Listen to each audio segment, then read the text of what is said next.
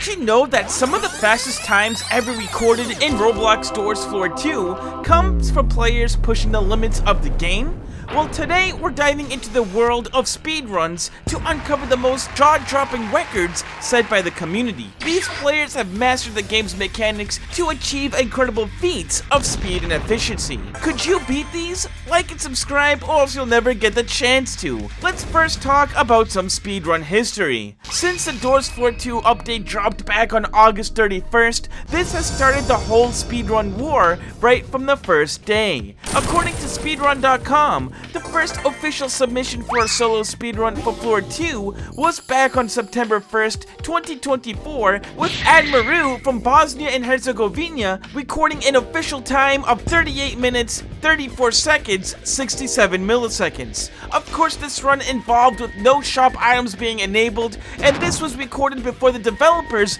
ended up making the floor easier. Some notable moments did include the way Admiru was able to deal with the halt entity 5 minutes into their run, simply walking backwards in order to avoid the entity instead of turning around. They also did run into several giggles trying to save some time, though it did hurt with their health being drained. Room 150 initially took them well over 7 minutes, running into several gumbrels in the process. It's totally not bad for a first run at all, but things do improve a bit when Grus from Romania posted a faster time. Grus just several hours later recorded a solo mine's runtime of 27 minutes, 29 seconds, 966 milliseconds, shaving the original speedrun time by over 11 minutes. They also did run into several giggles in the beginning in order to save some valuable time. Grus originally did end up using glow sticks in order to get past the figure and include a really close moment with Rush nearly 4 minutes into the run. As for dealing with halt, they also did walk backwards a bit in order to wait for the entity to teleport back. Everything seems to be running smoothly as they were able to reach room 150 at sub 9 minutes, and it only took them roughly 4.5 minutes in order to take care of all the anchors before continuing on. Unfortunately, they did run into ambush 18 minutes into their run, and the developers did remove the fuse requirements for the ending boss, as this led to a quick 3-minute boss fight, ending the run considerably faster than Admiru's run.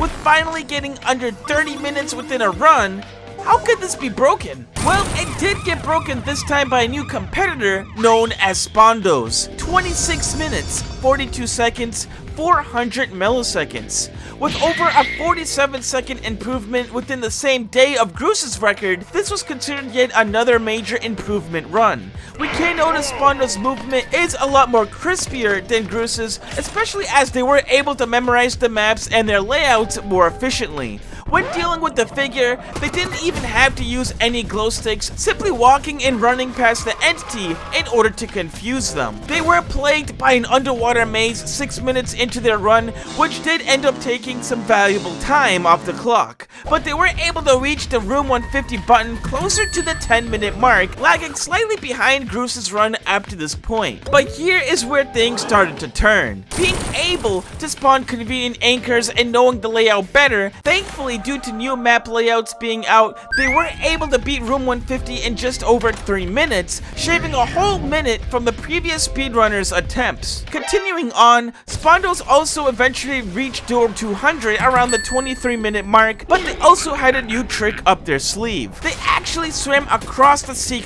goop in order to cut a substantial amount of time off the clock, and also did some parkouring around the rocks and ledges in order to gain a competitive edge. And it helped, leading to a final boss time of under 2 minutes, the fastest one yet. This was the major trick that helped get a new world record. But it gets even better. There was a couple exchanges between Grus and Flashden until Grus was able to hit a run under 25 minutes. This later version of the speedrunner does demonstrate their dedication to learning the layouts of the new floor, as they were even able to escape Rush without hiding at all. This helped lead to a super fast room 150 split of 8 minutes, leading to an even faster split time. Unfortunately, again, they had some bad luck with Grumble stopping in their way, which did hurt them, taking over 4 minutes to complete the room, but he'll end up making up for it. Grus then continues to lock in, speeding his way to room 200 200 around 21.5 minutes,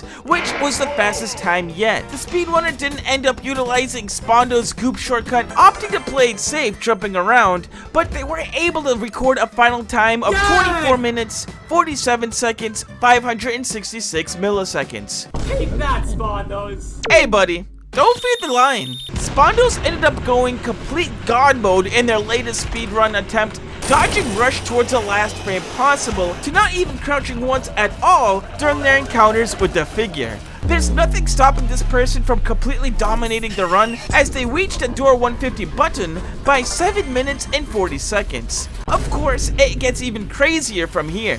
Having insane luck with the grumbles led to a room 150 time of less than 3 minutes, trading a couple seconds for a shoulder strapline before expertly running around the figure during the generator puzzle room later on, and reaching room 200 sub 21 minutes. Due to some backlash within the speedrunning community about a Seek Goop shortcut, which honestly, I don't know why there was even drama about that. They ended up doing some insane parkouring around the edges of the map, downing the Seek entity in 2 minutes flat, eventually leading to the current world records of Doors Floor 2, sitting at 24 minutes, 15 seconds, 100 milliseconds. Now of course, there are going to be some smaller world records being created, one of which is a funny one, showcasing players the fastest time to complete the Addit, the first room within Floor 2. There was a Brazilian player that was able to complete it in 24 seconds, 683 milliseconds, being able to walk around the opening cutscene and also being lucky to find 2 fuses within the first couple lockers.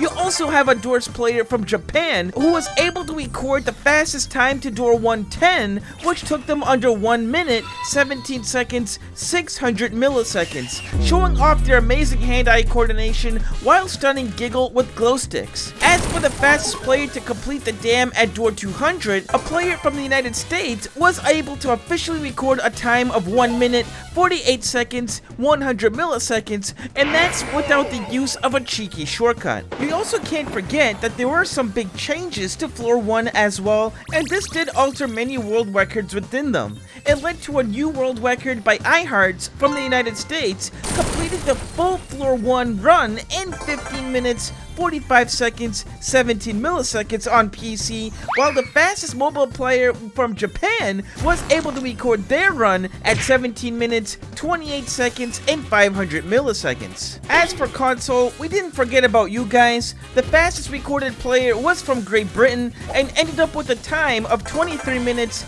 26 seconds, and 430 milliseconds. There are still yet any players who were able to record a full time from door 0 to door 200 officially within the speedrunning site. Do you think you have what it takes to break these records? Like and subscribe and take care.